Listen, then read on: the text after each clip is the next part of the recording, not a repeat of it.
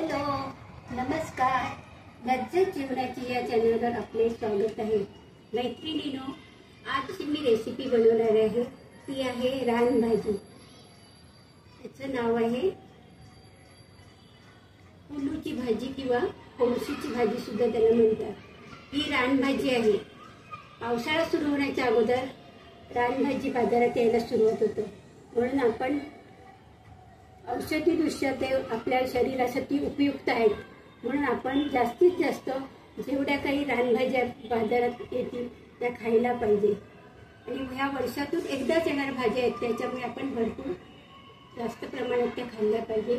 त्यामुळे आपल्या आरोग्याच्या दृष्टीने ते खूप फायदेशीर आहे. तर त्या कोळशीच्या भाज्यांसाठी लागणारी साहित्य पुढील प्रमाणे.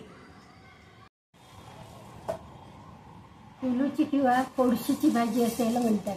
ही पावसाळी भाजी आहे, रानभाजी आहे. आता पावसाळ्याच्या दिवसातच सुरुवातीचा पाऊस जेव्हा पडायला सुरुवात होते तेव्हा ही भाजी यायला सुरुवात होती. ही भाजी आता कशी साफ करायची? ही भाजी अशी असते बघा, त्याचे देठ असे पांढरे असतात आणि एवढं देठ आपल्याला तर कापून टाकायचे.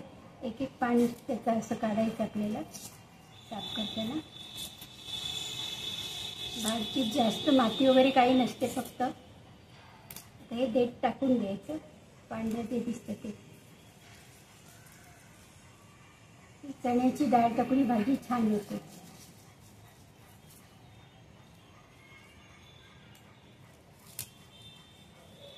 आता ही अशी एक एक पान काढून घ्यायचं आपण. त्याचा व्हाईट जो भाग आहे तो आपण काढून टाकायचा आणि मग ही अशी स्वच्छ धुवून घ्यायची. धुवून नंतर कापायची. अशी आता साफ करून घ्यायची आणि नंतर ती धुवायची. खराब पानं असतील ती काढून टाकायची. आता ही साफ करते ही भाजी, नंतर तुम्हाला दाखवते. आता स्वच्छ धुवून घेतलेली भाजी आता हे तेल आपण कापूया. बारीक कापून घ्यायची.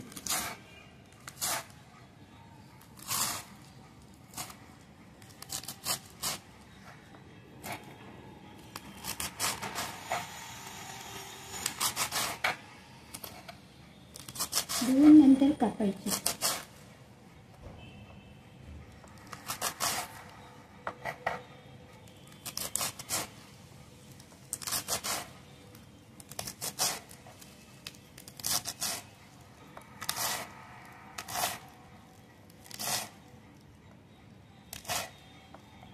सुरुवातीला भाजी जेव्हा येते तेव्हा कोवळी असते आणि नंतर थोडी दिवसांनी ती जून होत जाते. आणि सुरुवातीला जी भाजी असते तेव्हा टाकून आणायची.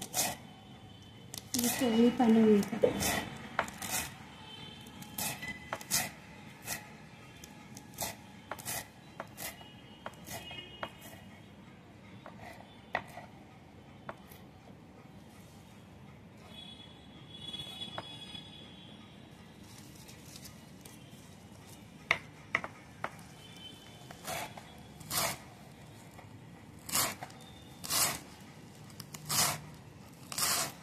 ही भाजी सर्व अशी कापून घ्यायची.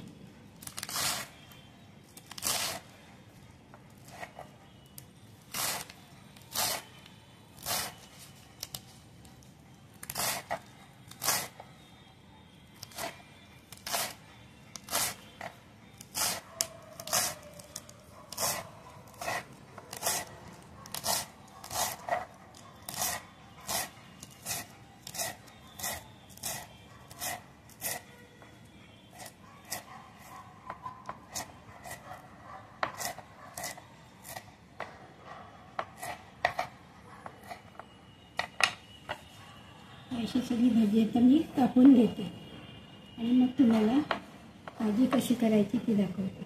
आता सगळी भाजी मी आता कापून घेते. कुलूची भाजी सुद्धा म्हणतात. ती साफ करून स्वच्छ धुवून नंतर कापून घेतलेली. त्याच्यानंतर घेतलेल्या हिरवी मिरची, 3 हिरव्या मिरच्या घेतल्या, छोटे 4 कांदे घेतलेले, चण्याची डाळ भिजत घातलेली आहे. इथे घेतलेले खोबरं, ओलं खोबरं घेतलेलं आहे. मीठ आहे, हळद आहे, जिरं, राई आणि हिंग हे फोडणीसाठी घेणार आहे. राई टाकूया. त्यानंतर जिरे, हिरवी मिरची,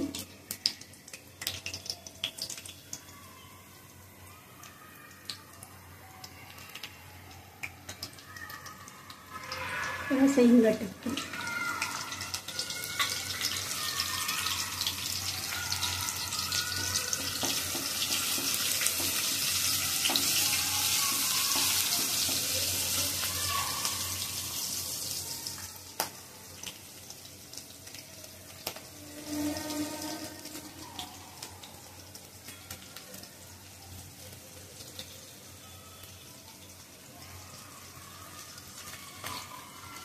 कांदा टाकते. कांदा बारीक चिरून घ्यायचा.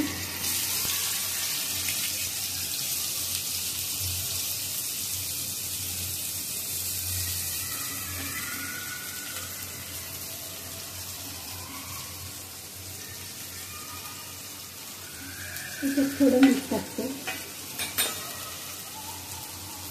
कांदा थोडा नरम होईल.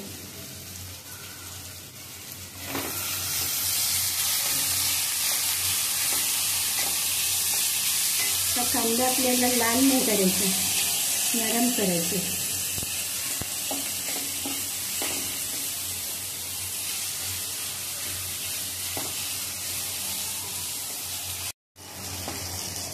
कांदा नरम झालेले, आपल्याला जास्त लाल नाही करायचे. चण्याची डाळ थोडी मी शिजून घेतलेली.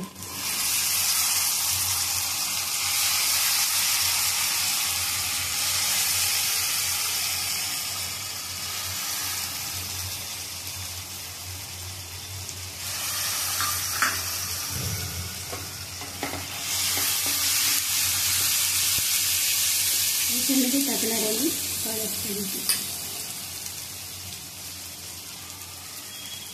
आपण हिरव्या मिरचीवर करणार भाजी, त्याच्यामुळे लाल मसाल्यावर वापरणार नाही.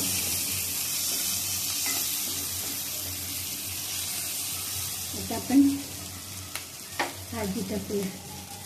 थोडी थोडी भाजी टाकायची म्हणजे व्यवस्थित मिक्स करता येईल. गॅस बारीक करायचा.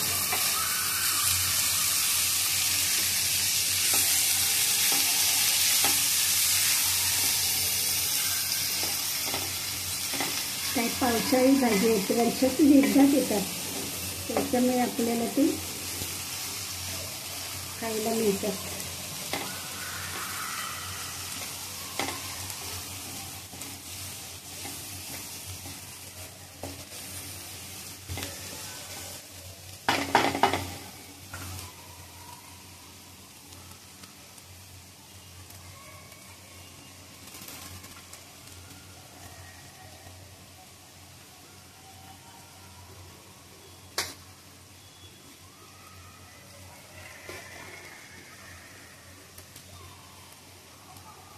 वर्षातून एकदाच येणाऱ्या रानभाज्या असतात. सगळ्या रानभाज्या जेवढ्या असतात त्याच्यात औषधी गुणधर्म असतात, म्हणून आपण एकदा तरी ही भाजी वर्षातून खावी. जशी माझ्या व्हिडिओ आलेल्या आहेत, शेवाळीची भाजी, कोरडईची भाजी, आम्ही त्याला माचलसुद्धा म्हणतात, ती आपट्याच्या पाण्यासारखी असते. धारणची भाजी, अनेक रानभाज्या येतात, त्याचा आपण स्वाद घ्यायचा.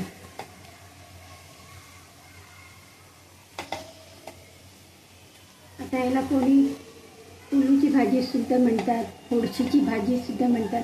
म्हणजे प्रत्येक गावात त्याला वेगवेगळी नावं आहेत. भाजी एकच, पण नावं मात्र वेगवेगळी असतात. सुरुवातीला ज्या भाज्या येतात रानभाज्या, त्या आपण कारण ते कोवळे असतात, त्याच्यामुळे ती आपण त्या भाज्या घ्याव्यात. नंतर आपण घ्यायला जून असतं. त्याच्यात मी टाकते मीठ.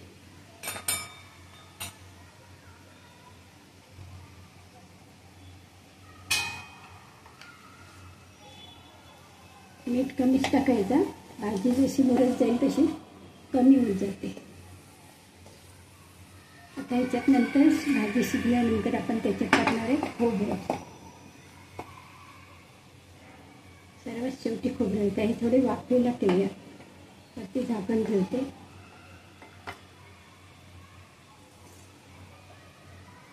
बघूया.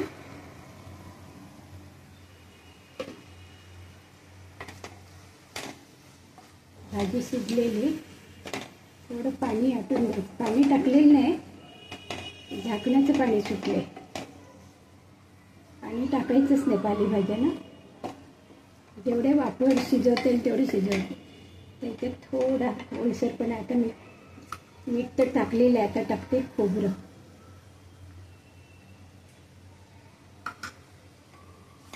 आता थोडा वेळ आणखी मी झाकण ठेवून एक वाफ घेते.